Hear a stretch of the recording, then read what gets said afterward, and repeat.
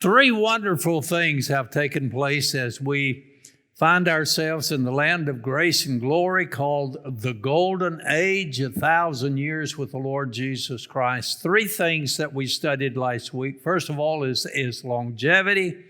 The second thing is there's going to be justice. Everything's going to be right. God's going to make it right, and that we're going to be in a land of peace where we study no more, war no more. We will beat swords into plowshares.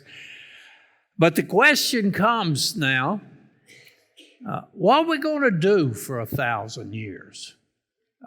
That's a long, long time. How are we going to spend our time? Are we just going to float on some cloud somewhere? We got a little harp, and we're going to be playing that and doing those and living the good life in the bodies that God will give to us at the rapture or the resurrection, whichever one comes first for us. There is going to be the necessity for us to eat, and for people during the millennium that they're going to be able to eat. Children are going to be born. They're going to grow up. We're going to talk about this a little bit later when we talk about all of those that are going to be during there. But it's wonderful to know that we're going to eat, but where does the food come from? Yeah, Bill said we're going to grow it. Well, there's going to be prosperity and productivity that is going to be there during the millennium. One of the things that we're going to have to do is, like Bill said, we're going to have to grow it. That means that we're going to have to work. So in the daily Bible reading that I have been doing, I just finished Amos, and some of you are reading through the Bible a year. Some of you have the chronological Bible, and you're a little further down with one of those prophets, but they'll have to back up and pick up Amos. He said something interesting about what's going to be during the Golden Age in chapter 9, verse number 13, where he wrote, "Behold, the days are coming, says the Lord, when the plowman shall overtake the reaper, and the trader of grapes him who sows seed. And the mountains shall drip with sweet wine, and all the hills shall flow with it." You notice that when Amos was speaking about the Golden Age, he was talking about that there was an abundance, just a whole wealth of stuff. The mountains are going to drip with sweet wine, and the hills are going to flow. And so we remember in the days when the children of Israel were promised the land, it was going to be a land that was flowing with milk and honey. And when they got to Kadesh Barnea and they sent in the spies, and they came back and they gave a good report about the fact, yes, it is just exactly like you said. And they came back carrying a bunch of grapes, and it took two people to carry them on a pole, one on this shoulder, one on the fellow behind him with his shoulders, that it was so big. They did bring a bad report and say they were giants in the land, so we can't go in there, but they eventually did. And so during the Golden Age, we're going to find out that earth is going to return to a fertility and abundance of produce that is in the world. Until that day, you find that the world is facing a global crisis in food production, and it reaching so many people in the world. Hunger and starvation is still a problem that we're facing in so many countries. It is an estimate that 673 million people face hunger around the world. 673 people go to bed at night with their stomachs empty. I don't know what that's like. I got to eat before I go to bed.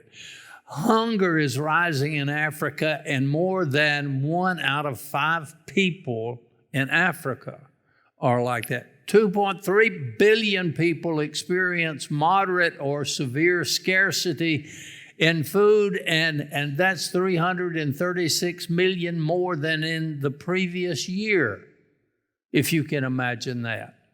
We find out that 2.6 billion people could not afford a healthy diet in 2024. In the United States, in the state of Alabama, there are counties that do not have a superstore to buy food. That means that there's not a Walmart down there. There's not another store that it would be comparable to a Walmart or to a grocery store or something like that.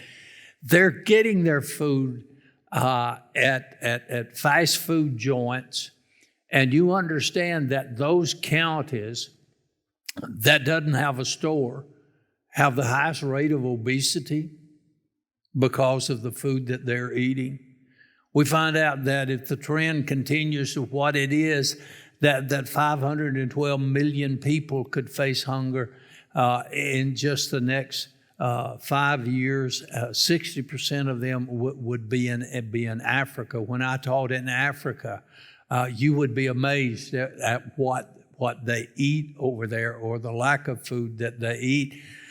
During the millennium, there is going to be an abundance of productivity. You're going to find out that people are going to work, they're going to plant, they're going to grow. It is going to also be a time of abundant purpose, not just productivity. We find out what we're going to do, and that is the fact that we are going to work because there is work that must be done. And as my parents used to tell me, idle hands are the devil's workshop. And that meant you're going to have to get out and work. I didn't hang around the house, because if I hung around the house, there was work to be done. If I could get my rifle or the shotgun or whatever and head off into the woods, I was a lot better off, because if I sat around and I looked like I didn't have anything to do, always fence to fix, always stumps to dig out of the ground, always peanuts to pick off the shocks and stuff like that. We will work, and that will be our purpose while we are there. You remember they had work to do in the Garden of Eden. God said that, hey, this is a wonderful place. I want you to keep it up. I want you to dress it and keep it. During the millennium, plowing, sowing, reaping. This is how we get food. That is contrary to how a lot of folks think that they get food. A blonde lady, this is a blonde joke in case, if you're blonde, don't get offended. But she said, I don't see why we're paying so much attention to farmers. If you want something to eat, just go to the grocery store produce section. They got plenty in there. Well, you understand how the grocery store produce sections gets plenty. Somebody has to sow it, somebody has to hoe it, somebody has to pick it, somebody has to take it to the market. All of these things are going to be necessary and needful. We even have a glorified body, but you notice that Jesus said when he walked through that wall or that door, and he didn't open it, and they said, what kind of body is this? And he said, let me show you, give me something to eat. And he ate it. We're going to eat, but there are going to be a lot of folks that are running around, little rugrats and crumb snatchers, and they're going to get hungry as well, and we're going to have to feed those. So we find out that we're going to have to work in order to do that. And we find out that another thing is not only is it's productive, but you find out that there is the fertility of the ground. The curse is gone, and removing Satan and his forces by putting them in the bottomless pit, and the earth again is going to blossom and bloom. You remember I told you that I just got through reading the book of Isaiah. Most of Isaiah has to do with talking about the golden age, the millennium. In chapter 35, verse number 1, he said, the wilderness and the wasteland shall be glad for them, and the desert shall rejoice and blossom as the rose. And then in chapter 35, verse number 6, he said, then the lame shall leap like deer, and the tongue of the dumb sing. For water shall birth forth in the wilderness and streams in the desert. You're going to find out that there's going to be a lot of changes that are going to take place. In the book of Romans, Paul says that all of creation is waiting and travailing, waiting for a day of redemption. And the mountains and the hills are going to be productive. And if you need seed, you can go to the seed store. You'll find Dorothy Rouse there, and she'll be selling you those seeds, and you can get those, and you can go plant them in the ground. And it just by happens, if I left my hoe handle sticking in the ground for a couple of days, when I came back, it would probably be sprouting or blossoming or blooming or having some kind of products on it because of the richness of the ground.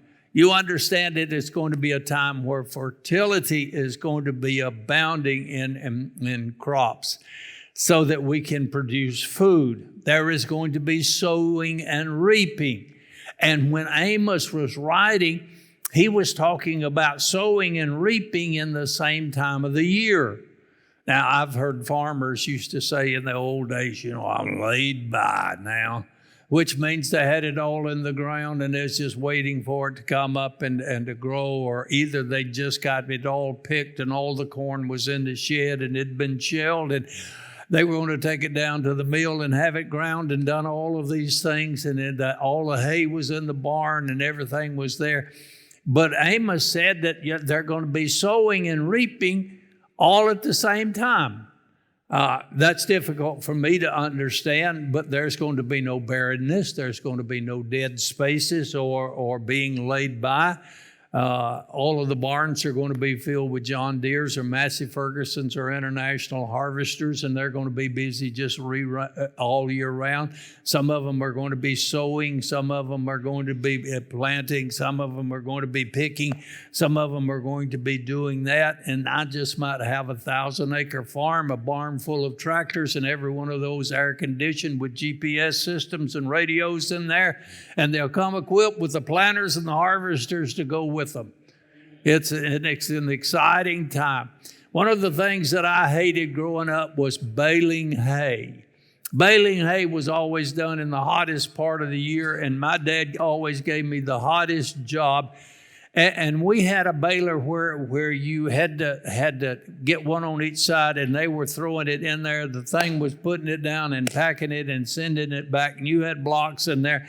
And Brother would run the wires through there, and John would be the one down on his knees tying that wire together. All of them throwing that hay over me, all of that dirt filtering down on me, all of that.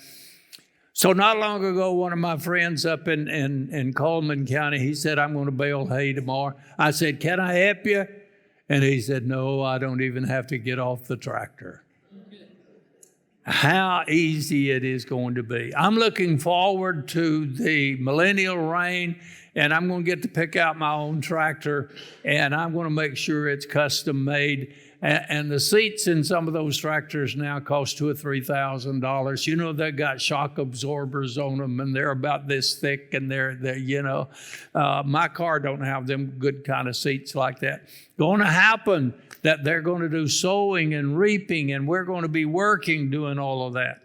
There's going to be abundant provisions during that period of time. During the golden age, glorified bodies, but we'll still need food, we'll still need shelter, we'll still need clothes to wear, food to eat. We'll have homes and houses and grocery stores and malls to buy necessities. All sorts of craftsmen are going to be there, plumbers and policemen. We don't need policemen, don't need politicians. That rhymes with peace. But we'll have electricians and steel workers and masons, and every other kind of a craftsman will be there. And they'll have factories where they can produce all of this stuff so that we can survive. Maybe even have some clocks so I could make some of those that they can do. In short, life will continue much like we know it today, except it's going to be a whole lot better. There's going to be a perfect work atmosphere. There ain't going to be no crazy bosses. There's going to be great productivity for a wonderful society. Machines are not going to break down and tear up like they do today. Abundant prosperity due to the work ethic and the productivity. There will be a time of prosperity.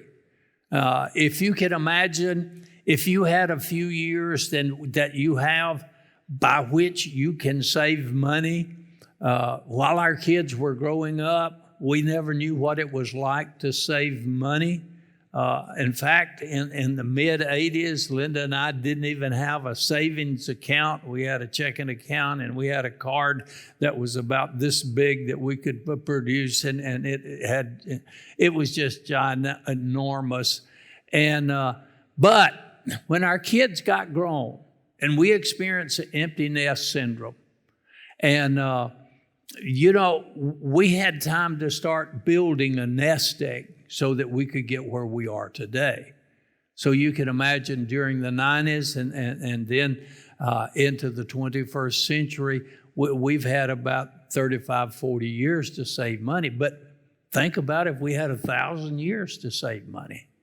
Oh, what that was going to be like. I don't know what we would do with it, but the prophet Joel says in Joel chapter 2, buy one of them tractors. At the price they're charging for them today, you're going to need a good job. In Joel chapter 2, verses 23 and 24, he said, "Be glad then, you children of Zion, and rejoice in the Lord your God. For he has given you the former rain faithfully, and he will cause the rain to come down on you, the former rain and the latter rain, all in the first month. The threshing floor shall be full of wheat, and the vat shall overflow with new wine and oil." We live in the same type of environment, or we don't live in the same type of environment as did Joel. But what he is saying is that life is going to be one of abundant prosperity.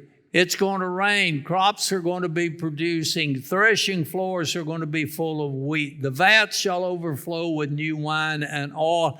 And the hardships of life's provisions will be displaced by the abundant life of a curse-free atmosphere, and nothing is going to stand in our way. And then Isaiah pipes in and puts in his 2 cents in chapter 41, verse number 18. He said, "I will open rivers in desolate heights and fountains in the midst of the valley, and I will make the wilderness a pool of water and the dry land springs of water." Ecological restoration in order that there will be an abundant provisions for all. Food will be in abundant supply. Harvest will be plentiful. Shelves and pantries shall be stocked. Hunger and homelessness, as we know it, will be eradicated. Farmers will not have to worry about what they have been worrying about for the last, 7 weeks that it hasn't rained. And this little bit that we got is helping, but it is not what we need. Farmers won't have to worry about drought. They won't have to worry if it's enough rain. They won't have to worry if it's rain at the wrong time. Especially when hay is on the ground. There will be a plenteous rain for us, and it will come at the right time.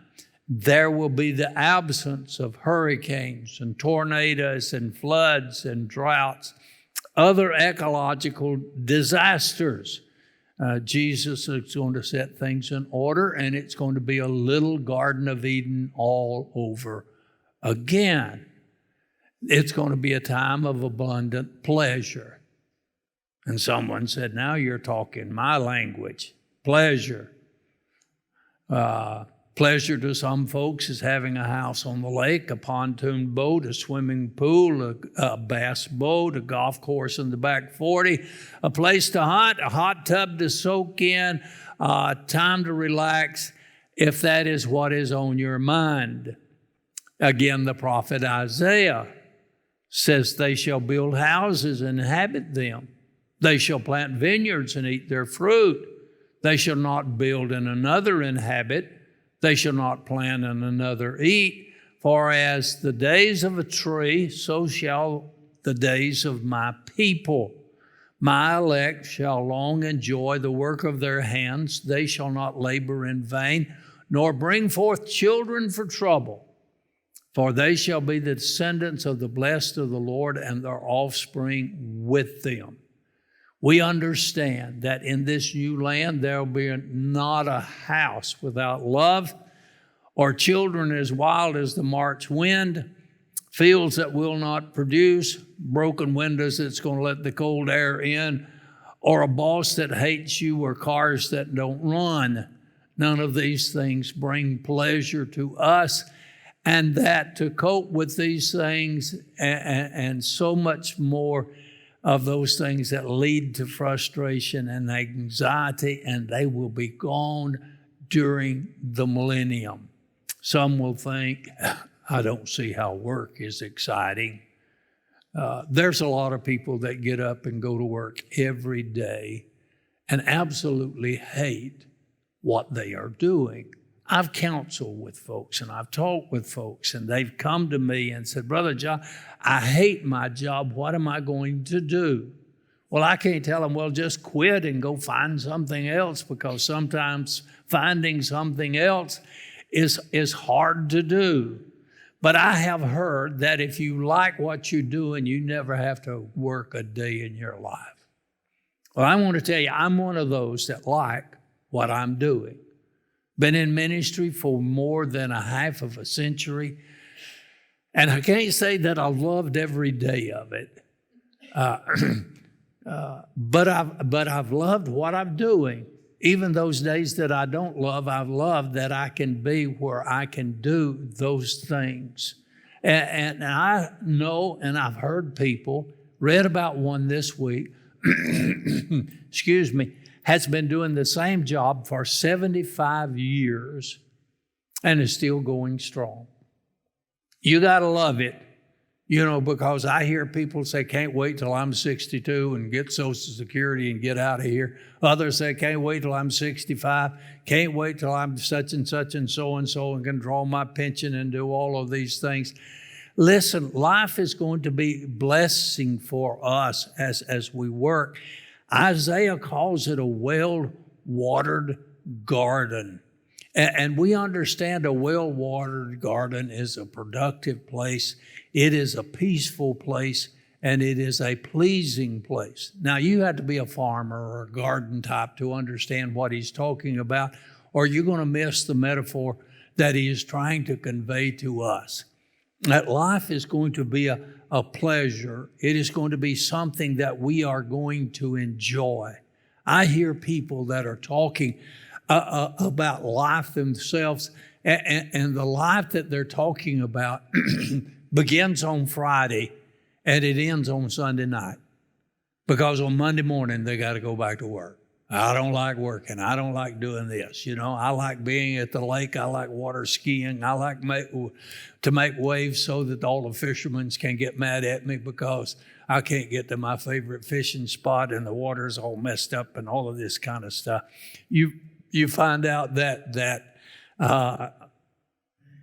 growing gardens, which I used to have, to me was always a time for me to be a stress reliever.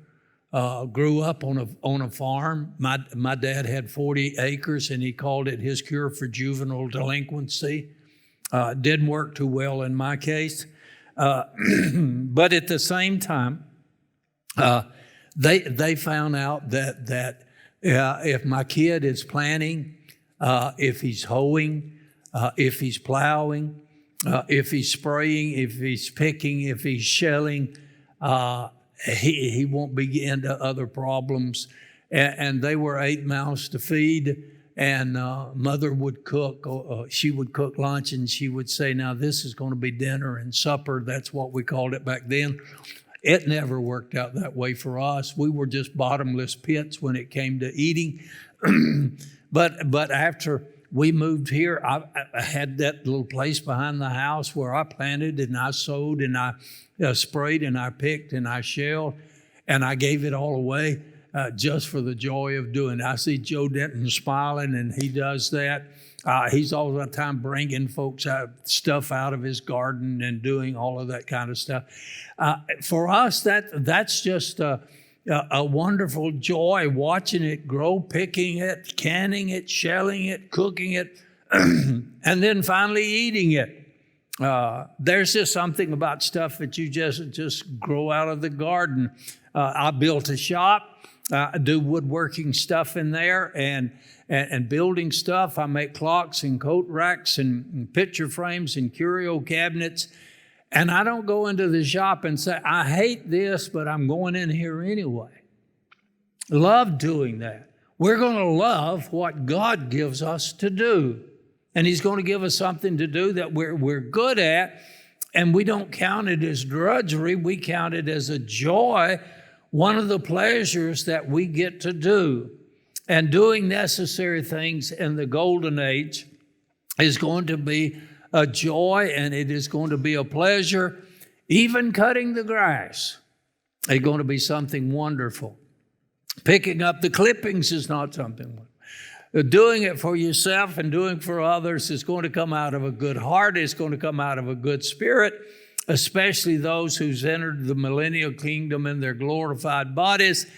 And in the millennial, with Christ residing on the throne, but also in our hearts will take place with goodness and generosity and abundance and goodwill toward men. In the golden age, prosperity, productivity, but they're also going to be health and healing.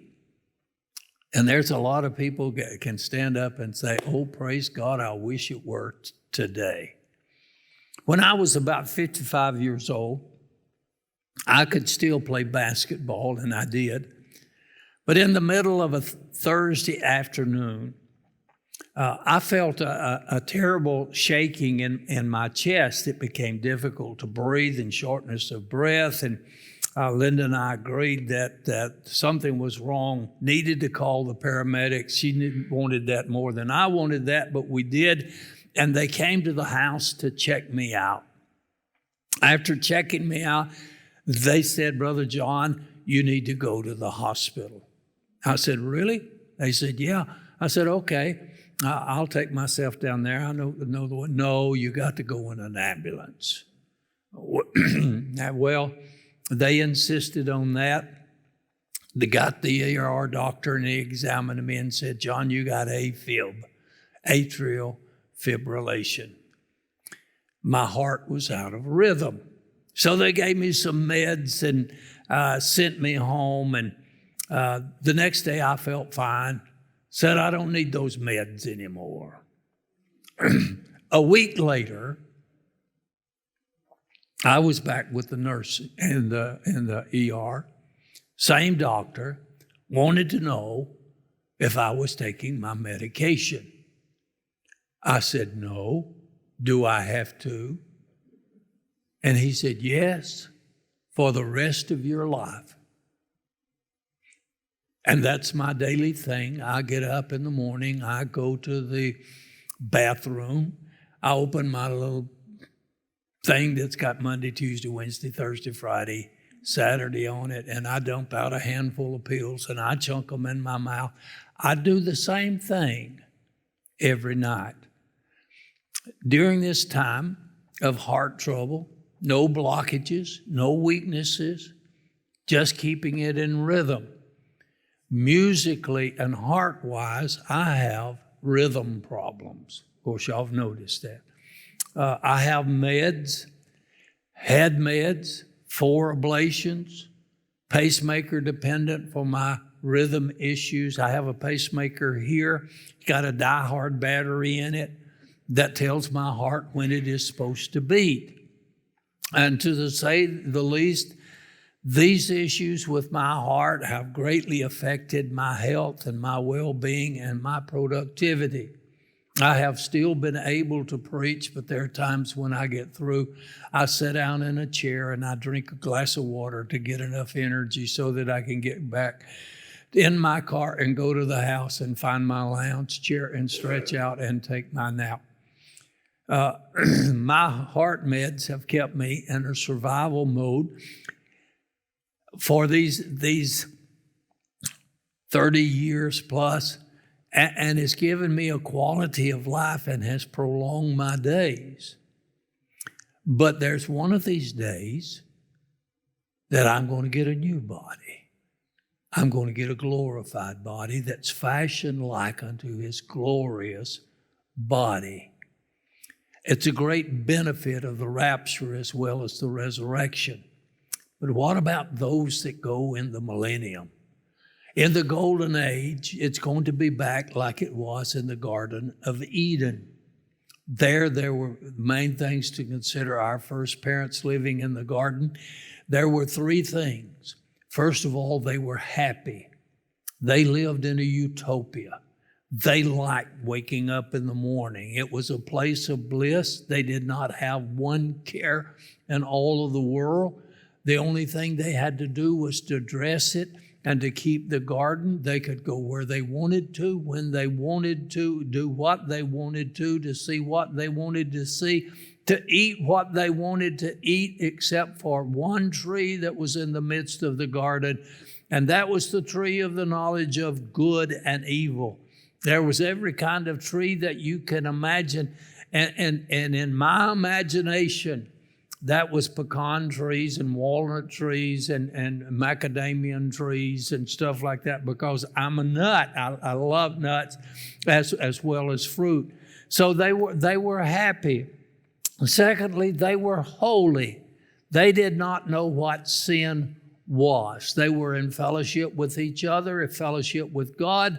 They walked with God in the cool of the day. Their cheeks had never got hot and blushed, and they had never known what it was to know shame or anything of that nature. They were holy. But thirdly, they were healthy. They didn't know what sickness was. They didn't catch a cold. They didn't catch the flu. They were impervious to germs if there were any. There was no COVID, no heart attacks, no hearts out of rhythm, no diabetes, no flus, no problems with health or any other number of sicknesses or diseases. No doctor's office, no ER visits, no hospitals. They did not take pain medication. They did not take any medicines. And they had bodies that would keep up with the pace of the life that they were living. The people in the millennium are going to experience this same type of environment that was in the garden, namely is that people are going to be healthy. When we enter the golden age, we will be in a kingdom where there is a reigning king who is the great physician. And just like Jesus did when he was on earth, if there was anything that he came in contact with people who had sicknesses or disease, he took care of them. It is in the millennium that we're going to enjoy the comfort of good health. Again, the prophet Isaiah has to put his 2 cents in it. He says, your eyes will see the king in his beauty, and the inhabitant will the inhabitant will not say, I am sick. So we find out that God is going to fix things in this new environment that we live in. Some of you know Jacques Cousteau. How many in here know who he was? Jacques Cousteau was a naturalist. He was an explorer of sea life. He liked to look at fishes and things that lived under the sea. He had a drawback, that he was not fitted and adapted to get under the sea. So what he did, in order to get to the world beneath the sea, he invented scuba equipment, SCUBA. That stands for self-contained underwater breathing apparatus. Those things that you put on the back, and you get a little thing you put in your mouth and get a mask to cover your nose. Some of you know about that. Some of you are certified in that kind of stuff. This fitted and adapted him to go into an environment that he had never been in before. God is going to do the same thing for us. He is going to fit and adapt our body for survival and longevity for 1,000 years. It was the prophet Isaiah who said, we're going to be like a tree. He didn't say we're going to be a tree, we're going to be like a tree. The trees that he's talking about are like those sequoias out there in California that grow hundreds of feet tall and so big that you can drive a car through what is it they call it, the general. I've got pictures somewhere of all that because I saw that, and they live hundreds and hundreds of years. Did you know that they have trees that were planted in the days when Jesus walked on the earth that are still around today? That's the kind of tree that I want to be. For those entering with a raptured body, the New Living Translation says in 1 Corinthians 15:53, our dying bodies shall be transformed into bodies that will never die. That's going to be interesting. That's going to be wonderful. Things will be slightly different for children who are born or for those entering the millennium who have accepted God's gift of salvation during the tribulation. They will have earthly bodies, not glorified bodies. But the Lord's promise from Scripture will apply to those people who live in the golden age, because Jeremiah 30, verse number 17 says, I will restore health to you and heal you of your wounds. It's remembered during the millennium, there's just a transition period moving toward the new heaven and the new earth. We ain't there yet. During that eternal state, there's no sickness, no sorrow, no pain, no suffering, nor death, or anything of that fashion. But in the millennium, it's going to be a rare thing for us, for any of those that enter with their natural bodies. The question comes, what causes this longevity and this healthiness for all of our bodies? What makes us sick while we are here? What kills us while we are here? Pogo, in one of his cartoons, says, we have met the enemy and they are us. We understand that what we need is to go back to Eden. Back in Eden, first thing that they had a pure atmosphere. During the millennium, it's going to be a climate change. I've studied the climate during the Old Testament days of longevity and healthiness. And I noticed that these folks back before Noah's day that lived so long, like Methuselah, 969 years, there weren't any factories, weren't any automobiles, weren't any brush fires, weren't any polluting devices in those days to corrupt the atmosphere. Before the flood, there was no harmful rays of the sun to corrupt the atmosphere. There was a cloud cover that was over the earth, and before the flood, it had never rained. There was a mist that came up during the night, and it watered all of that stuff. There was a change in the atmospheric pressure. There was 4 times the amount of atmospheric pressure than there is today. There's 14-point-something pounds of atmospheric pressure that is on us today. Living during the life of the millennium is going to almost be like living in an iron lung. That we are going to have all of these things. Some of you sleep with these PALP machines. I won't ask you to raise your hand. They're wonderful inventions. I've got one at the house. I like it till it gets to the point that I can't stand it anymore. But its idea is that it is forcing the lung capacity for me to expand so that I can sleep better. We understand that during the millennium, it's going to be like a tropical effect that is going to be upon the earth once again. In the early earth, the air and the water were not polluted. We now have in our place a Clean Water Act, and we did that because there in Ohio, that one of the rivers caught on fire. They used it to dump all of their toxic stuff. It didn't catch on fire once. It caught on fire 3 or 4 times. And finally, it burned one of the bridges down up there, and everybody got to screaming and hollering about it, so they passed the Clean Air Act. And on that river, if there were any fish in it, you didn't catch them, but you could track them because of all of the pollution that was in the water. We understand that we've cleaned up a lot of our waterways, and we're cleaning up the air.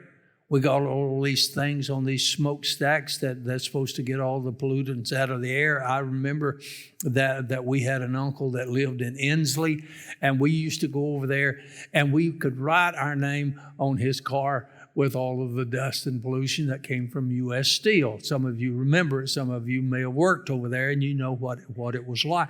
But they've cleaned up all of the air. In fact, they're inventing electric vehicles and stuff that is supposed to help the air. They just forgot what all you got to do to make all of these batteries and stuff so that we can have cars like that. That's politics, and I won't get into that. But you understand that one of these days we're going to have clean air, we're going to have clean water, we're going to have all of that stuff that tend to make us sick. Once done, there's going to be a rollback on the illness that we are suffering today. There's going to be no impurities in the air, none in the waters, won't have bronchial problems, won't have runny noses, won't have watering eyes, and all of that kind of stuff. Back in the 1960s, I ran away from home to Los Angeles, California.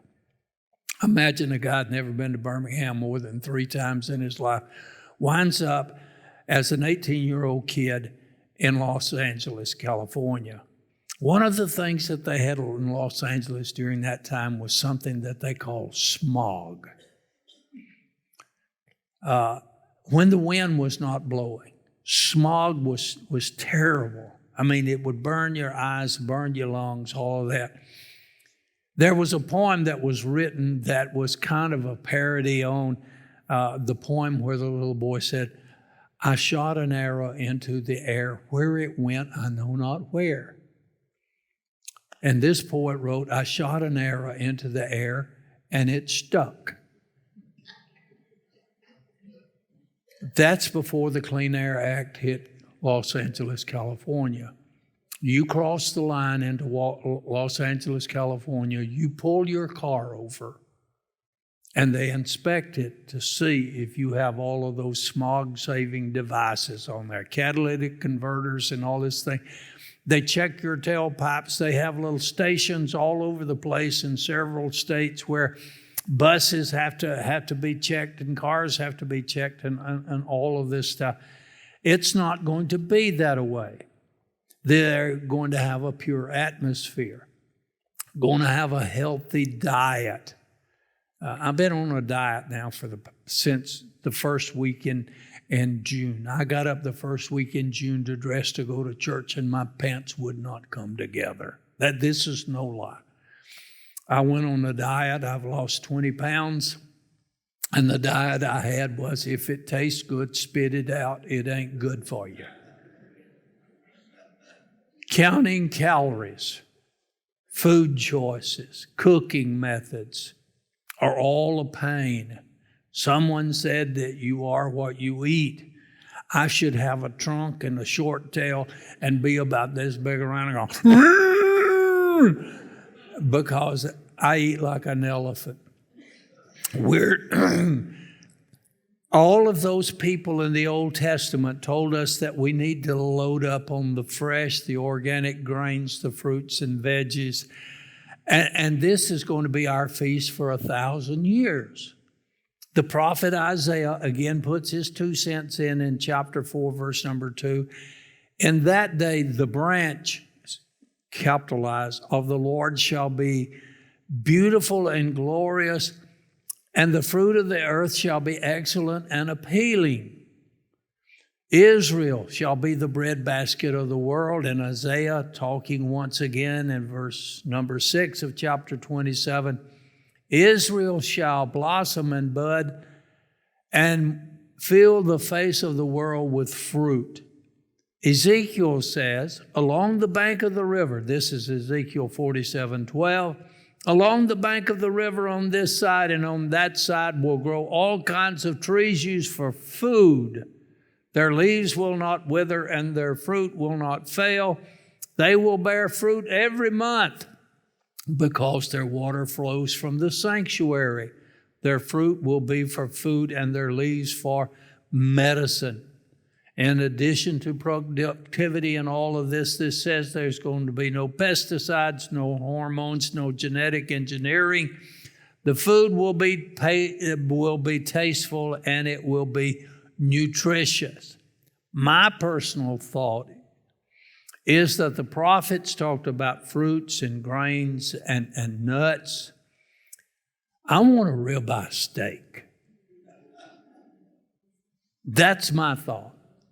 Cooked on the pit, baked potato and a salad and a dessert afterwards. And I'm sure that God's going to work that out for me because it's all going to be there. Calories are not counted in the millennium, I think. I don't have scripture for that. There's also going to be a Satan-free environment. He is going to be exiled from this world. He is going to be put in the bottomless pit, chained there for 1,000 years. And his tactics of making individuals sick, both physically and psychologically, will be a thing of the past. You remember that it was Satan that inflicted Job with a skin disease that left him sitting in the dust, dumping ashes over his head and scraping his swords with a piece of broken pottery. Paul said that a messenger of Satan had inflicted him with that thorn in the flesh. In Luke chapter 13, verse number 16, it talked about Jesus meeting a woman who had suffered 18 years with a spirit of infirmity, and Jesus said that she had been bound by Satan during this period of time.